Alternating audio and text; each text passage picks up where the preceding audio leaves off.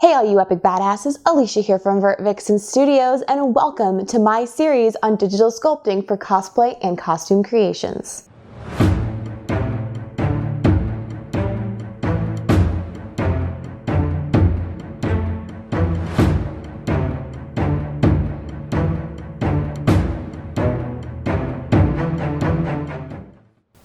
In the last video, we talked about sculpting basics, but before we go to sculpt up all those armor pieces, let's talk about proportions and armor sizing. Now you may ask, proportions, what do you mean? Well, I'm talking about how you can block out your armor digitally to make sure that everything is, one, going to fit you properly, and two, well, to make sure that everything looks good together proportionally.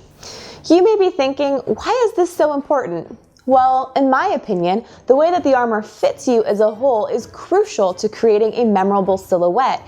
And if you're creating cosplay, it's one of the best ways to really get the overall feel for a character. So most of us are used to working physically now with foam or Worbla or clay. So when you build physically, you've got yourself, you've got a mannequin, but how do you do this in 3D? So normally when I go to create armor, I'm working with a mannequin, I'm working with myself, and it's really easy to make a pattern off of, well, me. Wish I had some saran wrap and masking tape somewhere. But anyways, you can do all of this digitally. Like when you're working physically, digitally, you kind of also need a mannequin to work off of. So how do you get that? Well, luckily there are several different ways to obtain a digital mannequin. So how am I going to get a mannequin digitally? Well, luckily there are several different ways too. So option one is you can do what I did and you can reach out to an awesome company like Co-Create and have them do a full-on 3D scan of you. Co-Create does their scans in-house and they will clean up the model for you. So what you get sent is something that you're completely just ready to work on. Now, what's the advantage of having an actual scan? Well, you have a literal digital copy of you. Creeps me out sometimes, I won't lie. But like working physically, you can make your armor off of it and patterns and whatever you need to. No Sharpie stains. Now, if going to a company like Co-Create is not an option for you, guess what? You have another opportunity. There's some amazing companies out there that go to conventions all of the time, and they bring their giant scanning machines. You can stand in there in armor, look like a badass, and get a 3D scan of yourself. So if you're at a con and you see one of those really cool companies there that does that, go back to your room, put on some form-fitting clothing. It's very important for a scan. Gotta make sure everything is in the right place for when you build the armors to armors. Once you're all ready to go, you can just go right up to that company and get yourself a beautiful scan. You can also do it in costume, by the way. They sell little minifigures. It's pretty cool. Now, most of these companies will not only send you a tiny little copy of yourself. It's creepy but cool. I wish I had one to show you guys. But they will also most likely sell you the 3D scan. Now, one of the upsides of this is it may be less expensive to do this at a convention, but one of the downsides is that company may not give you A, as high quality as a scan as you would get from a 3D scanning company like Co-Create, and B, you may have to do some of the cleanup work yourself. Now, there's no problem with that. In fact, if you can do that, I highly suggest this option.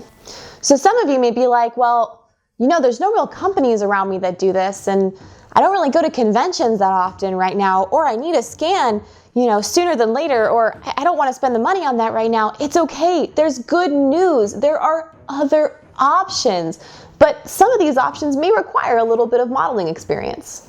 So one of those options is creating a mannequin off of your photos. That's right. You can take some nice clean photos of yourself and literally build yourself. Yeah. So once again, put on that form-fitting clothing. It's my favorite part too, trust me. And ask one of your friends to take a nice front view of you, a side view, and a back view. Then you can take these into your favorite 3D modeling program and, well, literally build yourself in 3D.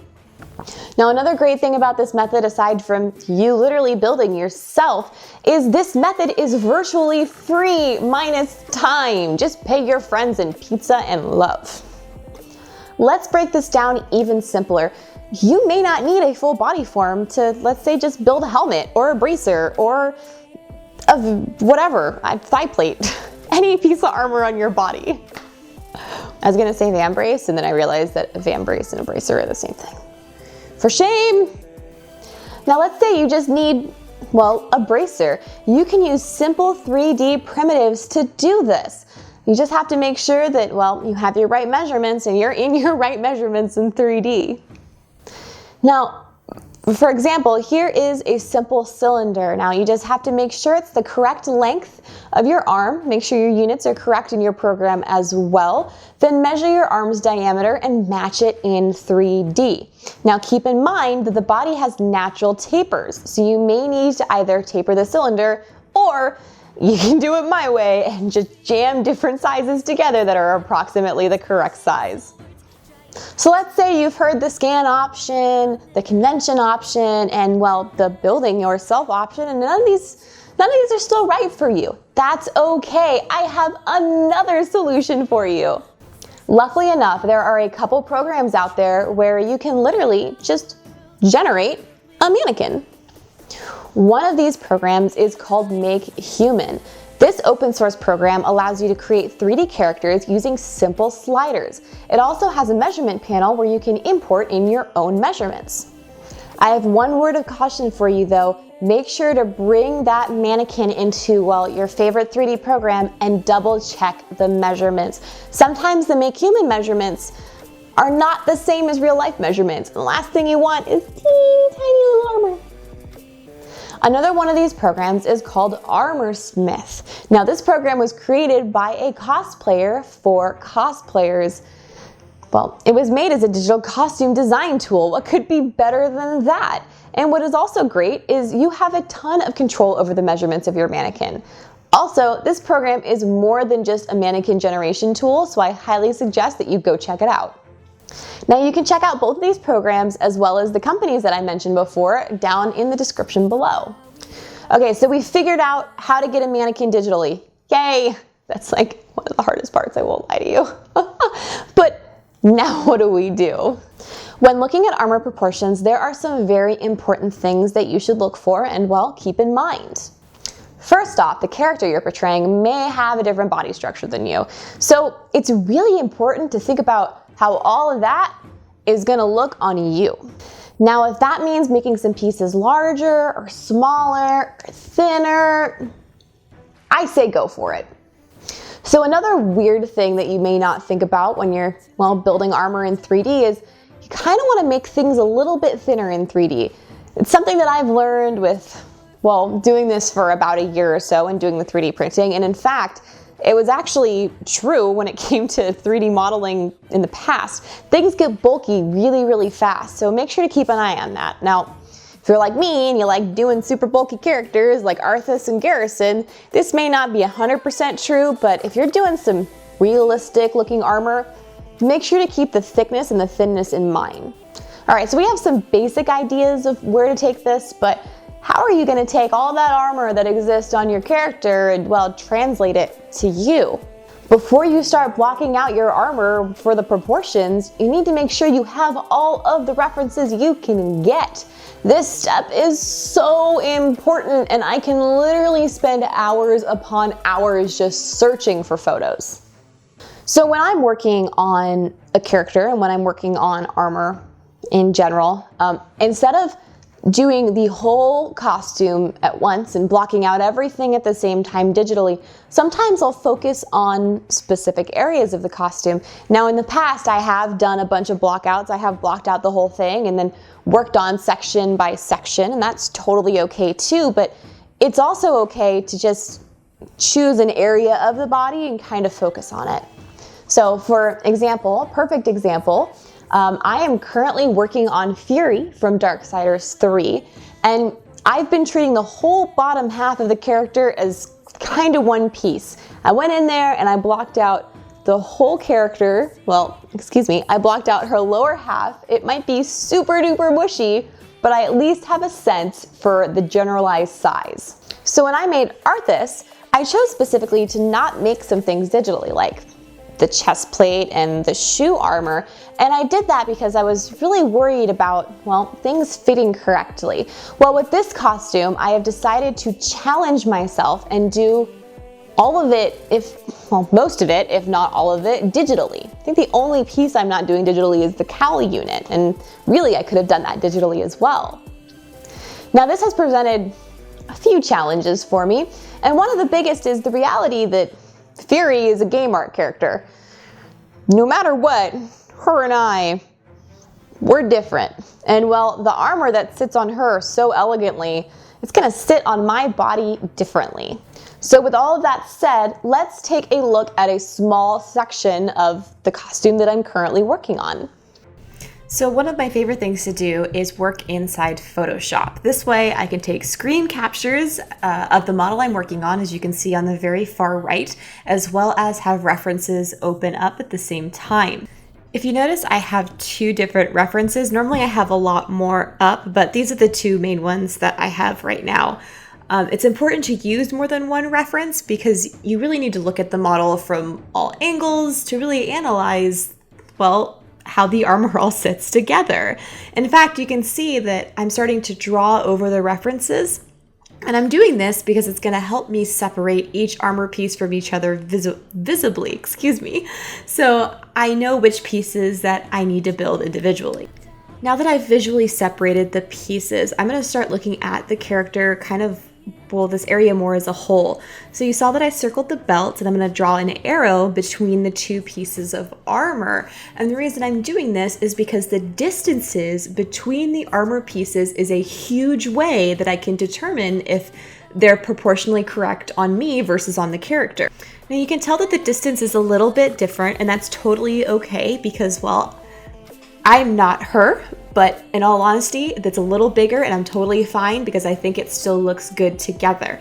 Now the next thing I'm doing is I am kind of just temporarily drawing in the belts that exist.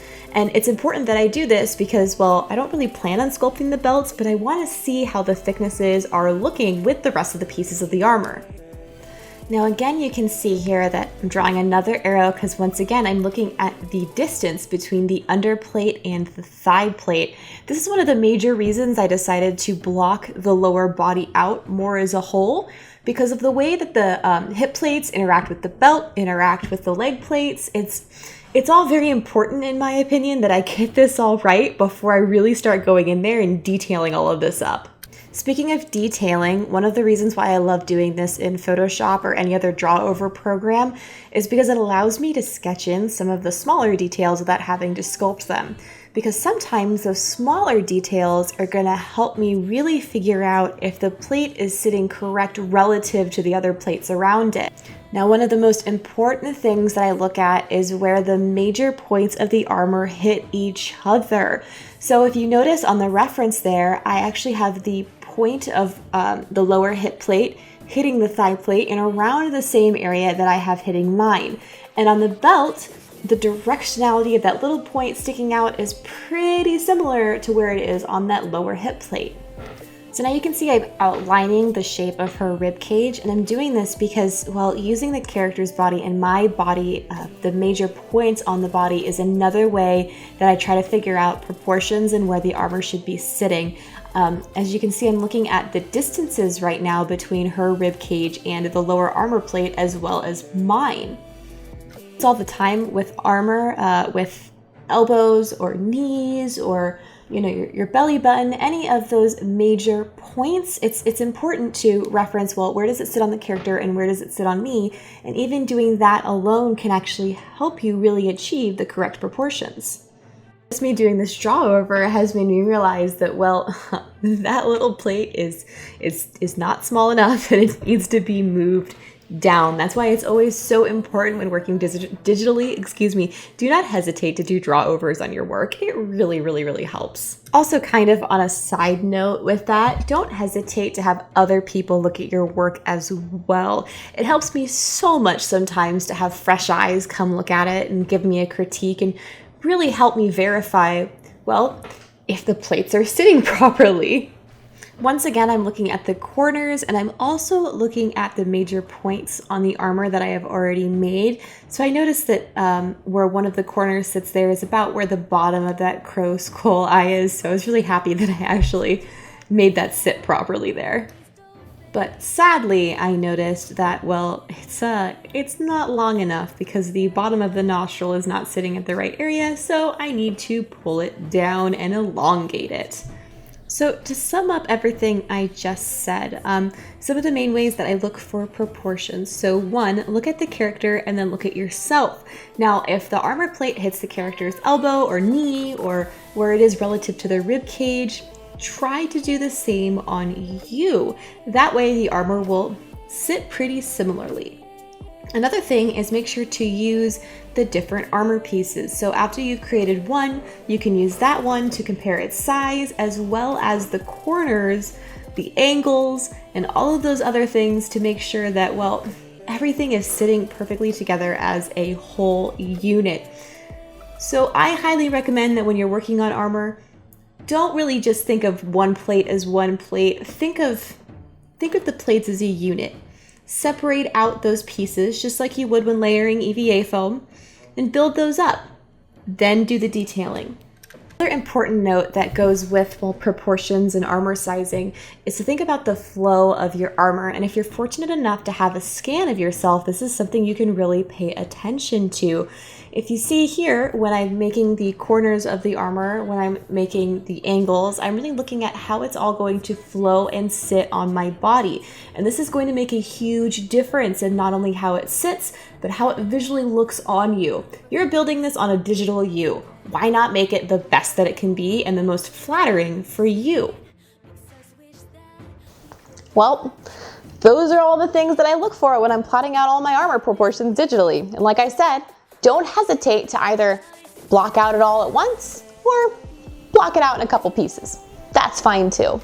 So make sure to hit that subscribe button so you don't miss next week's installment. We're going to be taking the ideas that, well, we just talked about, and I'm going to show you how I've been blocking out my armor for Fury. We're going to go in more specifics of, well, how do you actually create the armor in ZBrush? If you would like to help support the creation of these videos, make sure to check out my Patreon. Also, don't hesitate to say hi to me in social media. Those links are in the description below there. I like saying hi. And finally, I work live. So if you want to see me work live, you want to see me sculpt, clean up some 3D prints, come hang out with me. That link is also in the description. And finally, I just want to say thank you all for being here, for watching this video, for watching this series. Super stoked to be doing this. And as always, stay badass.